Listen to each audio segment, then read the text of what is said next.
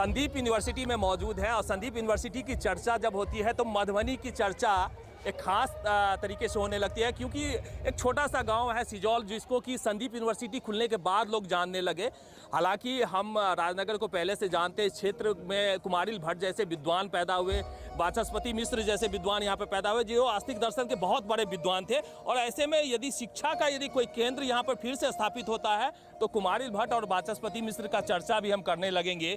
बहुत बड़े विद्वानों की धरती रही है राजनगर, तो यहाँ पे छोटे से गांव में आके कैसे लगा कि कुछ ज्ञान की जो है गंगा बहानी चाहिए। देखिए, सिजौल हमारा पैतृक गांव है और मुंबई और नासिक में संस्थान खोलने के बाद हम लोगों ने सोचा क्यों ना अपने पैतृक भूमि पर, मातृभूमि में कुछ किया जाए। बिहार का नाम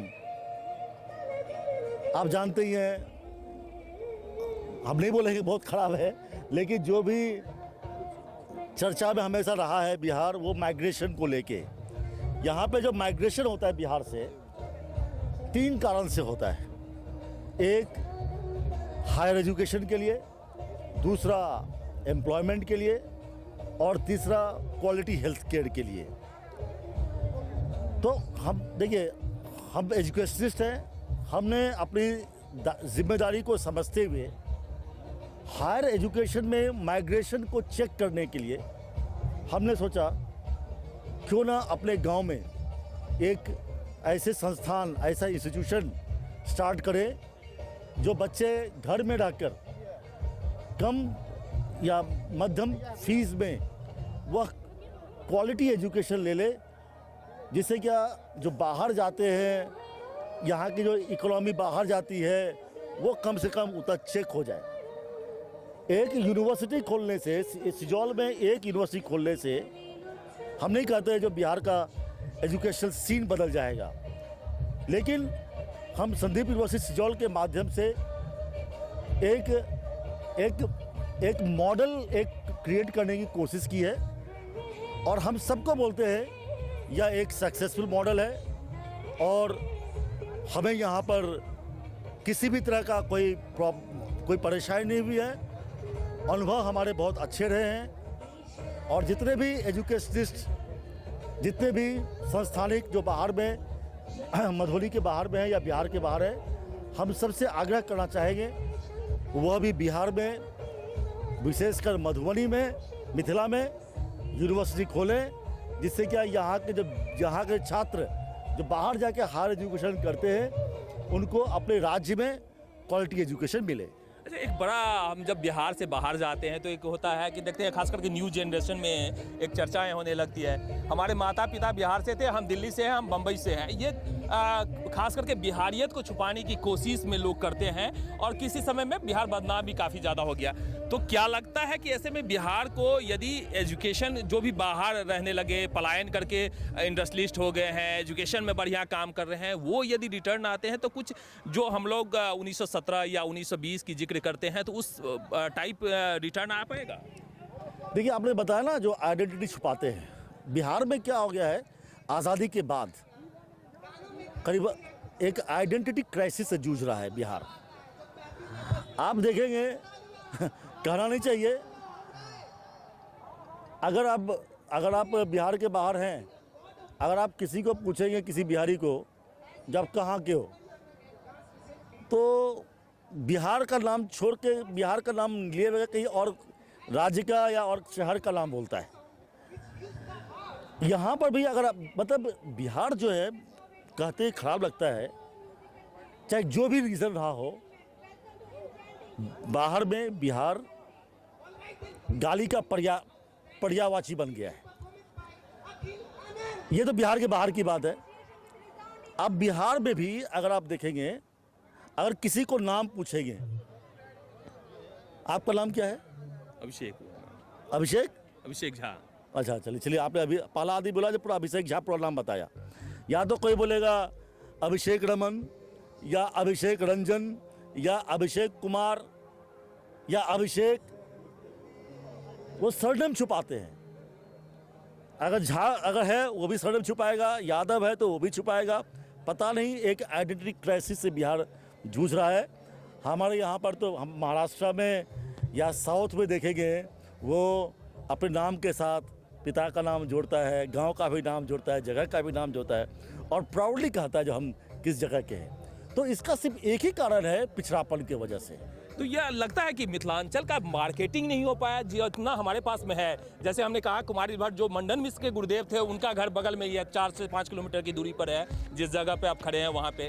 वाचस्पति मिश्र का घर मुश्किल से 8 से 10 किलोमीटर की दूरी पर। तो इन सारे जो ब्रांडेड हमारे पास, जिनका की शिक्षा आज बड़े बड़े यूनिवर्सिटी में दिया जाता है, उन लोगों का मार्केटिंग नहीं हो पाया ढंग से। देखिए, मार्केटिंग आप किस चीज़ का करेंगे? मार्केटिंग होता है प्रोडक्ट का। आप जिनका नाम लिए हैं वो बहुत ही श्रद्धेय हैं और ऋषि थे, बहुत बड़े महात्मा थे। मॉडर्न टाइम्स में आप अगर देखेंगे, मॉडर्न टाइम्स के हीरोज कौन रहे हैं? या तो बिजनेस, या तो स्पोर्ट्स, या तो एजुकेशन, या तो टेक्नोलॉजी।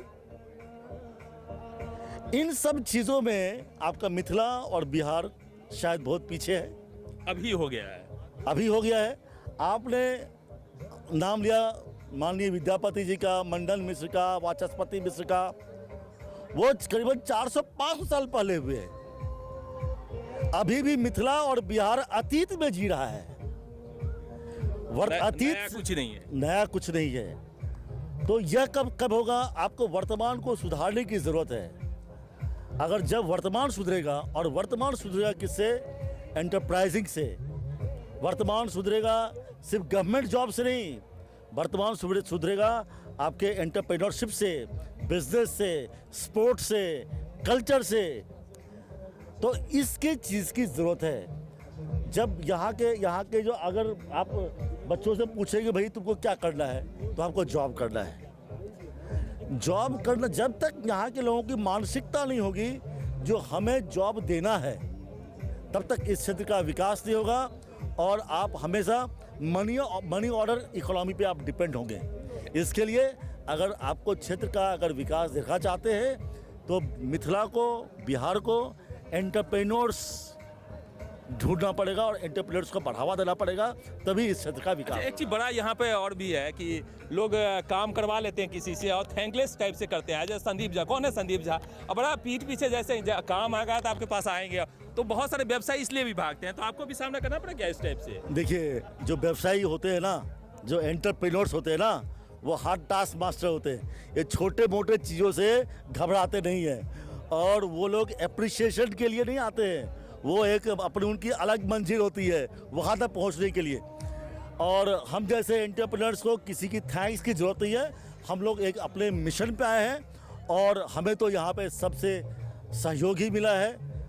यहाँ पे आप जिस कैंपस पे आप देखे हैं, यहाँ पे 75 एकड़ का कंपाउंड है, वो यहीं के लोगों ने मिल के हमको दिया है। तो हम कैसे, और यहाँ में कुछ भी प्रॉब्लम होता है तो यहीं के लोग सॉल्व करते हैं।